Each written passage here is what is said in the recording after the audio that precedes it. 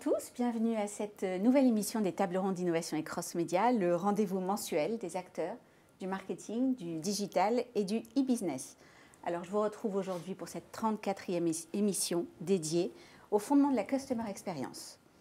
Poussée par la multiplication des points de contact, l'explosion des données clients, des technologies de plus en plus agiles et des consommateurs qui influencent quasi en temps réel les stratégies des marques, ces dernières deviennent de savants chefs d'orchestre d'expériences clients inédites. Alors, comment concilier engagement et business? Quels sont les leviers qui feront réenchanter cette fameuse relation marque-client? J'ai le plaisir de recevoir autour de cette table Amélie Naudin, bonjour. Bonjour. Vous êtes directrice CRM et Business Intelligence de La Fourchette, numéro 1 de la réservation de restaurants en ligne et sur mobile, et filiale du géant américain TripAdvisor. C'est ça? Tout à fait. À vos côtés, bonjour, Emmanuel Durand. Bonjour. Vous êtes vice-président marketing France et Benelux de Warner Bros, leader mondial du divertissement. Olivier Gimpel, bonjour. Bonjour. Vous êtes directeur marketing de 3 Suisses, le grand magasin digital leader de la mode et de la décoration. Et Fabrice Toledano. Bonjour. Bonjour. Vous êtes directeur marketing et communication d'IDTGV, créateur d'expériences de voyage et filiale de SNCF. Je n'ai pas dit la SNCF. Exactement. Maintenant, je l'ai dit. Je vais démarrer avec vous, Amélie, pour La Fourchette. Alors, La Fourchette, en 8 ans, vous êtes positionnée comme un guide de référence. On l'a dit, sur la réservation de restaurants. Ce service innovant, il a été plébiscité par plus de 2 millions de clients. Alors, quels sont pour vous les enjeux, vos enjeux en matière de Customer Experience? Alors, si on parle aujourd'hui des clients, des gens qui vont au restaurant, parce qu'on a aussi un service qui s'adresse aux restaurants.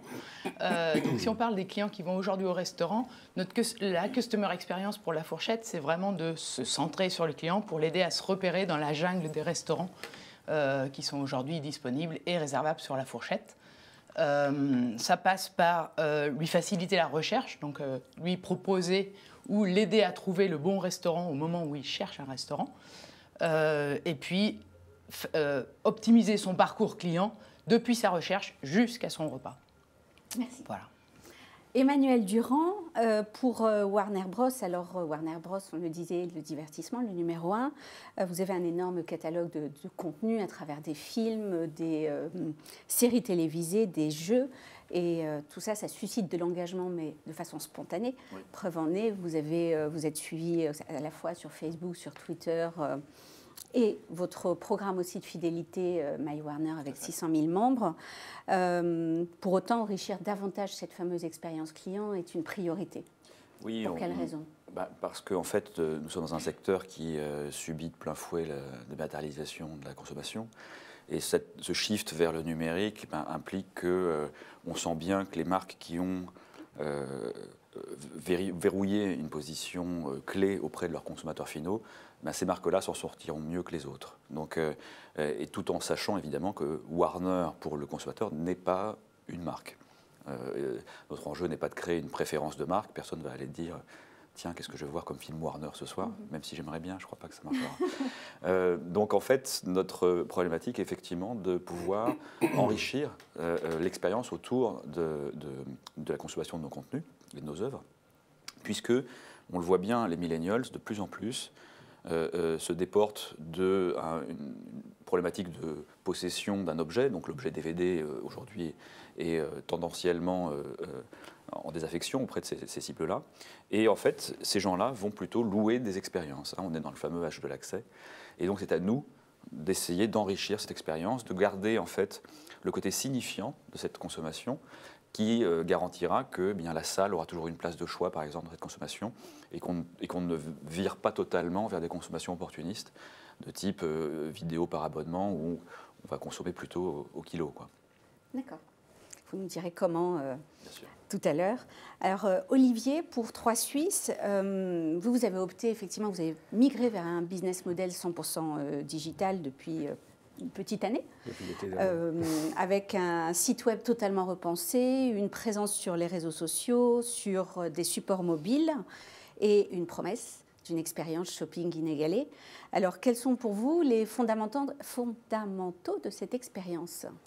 C'est de retrouver l'inspiration, d'offrir aux clients, bien entendu, la finalité est marchande, mais justement de sortir de la relation purement marchande pour avoir un... J'aime bien l'expression customer journey, donc ce voyage plutôt que parcours, à travers une marque pour justement trouver et de l'inspiration et de l'aspiration. Donc ça, ça a été le travail et c'est le travail encore de 3 Suisses, bien sûr, qui est fort connu, mais pas forcément comme la marque nouvelle, renouvelée, innovante en digital. On a su aller extrêmement vite pour pouvoir s'adapter dans notre stratégie multi-écran aux instants de vie des clients, en fonction des devices sur lesquels ils sont. On n'a pas la même utilisation d'un PC, d'un smartphone, d'une tablette. Et il fallait qu'on soit présent sur tous ces écrans et garder la cohérence de la marque sur chacun. Ça voulait dire aussi qu'on a un site web qui est le magasin, on n'a plus que ça, et qu'il fallait trouver des utilisations intéressantes, intelligentes pour les autres écrans. Donc on a commencé par déjà rendre le site responsif au mois de novembre, et décembre une appli tablette qui, elle, était un engagement, un voyage dans la marque avant d'arriver dans le magasin. Alors IDTGV, effectivement, on le disait, vous êtes reconnu pour des expériences que vous embarquez à bord des trains, à travers des ambiances, à travers des animations, mais vous proposez aussi, en tout cas vous annoncez, un voyage 100% digital et 100% connecté aux clients, avant, pendant et après ce fameux voyage. Alors qu'est-ce qu'apporte le digital en plus ? Alors, effectivement, aujourd'hui, l'expérience de voyage, c'est vraiment un élément très important pour nous. IDTGV, c'est 100% online. Donc, toute la distribution se fait par le site, par les applis mobiles. Et notre positionnement, c'est vraiment de travailler, alors plutôt sur des voyageurs loisirs, mais à leur créer une préférence sur le mode de transport qu'est le train, par l'expérience qu'on essaie de proposer. Alors, cette expérience, elle peut se décliner sur différents sujets. Vous avez parlé des ambiances. Effectivement, sur notre site, quand vous achetez un billet de train, finalement, vous pouvez déjà signifier l'ambiance dans laquelle vous voulez voyager. Vous pouvez voyager dans une ambiance plutôt zap, c'est-à-dire vous êtes avec des amis, vous voulez discuter, jouer aux cartes, etc. Ou plutôt zen, pour les gens qui veulent être tranquilles, qui veulent bouquiner, écouter de la musique, etc. Ce choix-là se fait sur le site. De la même manière qu'un certain nombre de services qu'on propose vont être le plus intégrés possible. Je vais vous donner l'exemple d'un service qu'on propose qui s'appelle ID-Neige. ID-Neige, c'est un service qui combine un billet de train avec un billet de bus, le bus étant la navette pour aller aux stations de ski. Parce qu'évidemment, les gens qui vont, je sais pas, à Moutier, généralement, ils vont, même si la ville est probablement très belle, souvent c'est pour aller au ski. Donc on cherche vraiment à leur faciliter la vie en ayant un seul achat, une seule transaction, un seul billet. C'est-à-dire qu'avec votre billet de train, vous pouvez aller prendre la navette pour aller au bus, ce qui vous évite au passage de faire la queue, d'avoir ou pas une place dans la navette et de devoir éventuellement attendre. Donc l'intégration est effectivement extrêmement importante. Et après, effectivement, on utilise le digital, on utilise la technologie aussi pendant le voyage. Déjà à l'embarquement, on a un embarquement qui se fait, un accueil des passagers et un contrôle des billets qui se fait à quai. Et cet embarquement, il est rendu possible aujourd'hui, il est fluidifié par des outils avec lesquels on a équipé nos agents, qui sont des PDA avec un scanner. Donc ils scannent les billets, ils voient tout de suite si le billet est valable ou pas. Donc ce qui permet d'avoir un embarquement très, très fluide. Et même un dernier exemple, à bord, et je vais le citer parce qu'effectivement, on est aussi partenaire de Warner, on propose des tablettes numériques pour les passagers qui sont aujourd'hui pas encore équipés de tablettes, avec du contenu, du film, mais aussi du jeu, de la musique ou autre. Et c'est vrai que voilà, ces technologies nous aident à proposer une expérience qui soit différente pour le client. Et c'est important parce qu'on est, au sein de SNCF, on est positionné comme un laboratoire à tester de nouveaux services, à vérifier qu'ils répondent à un besoin client avant éventuellement de les proposer au reste du groupe.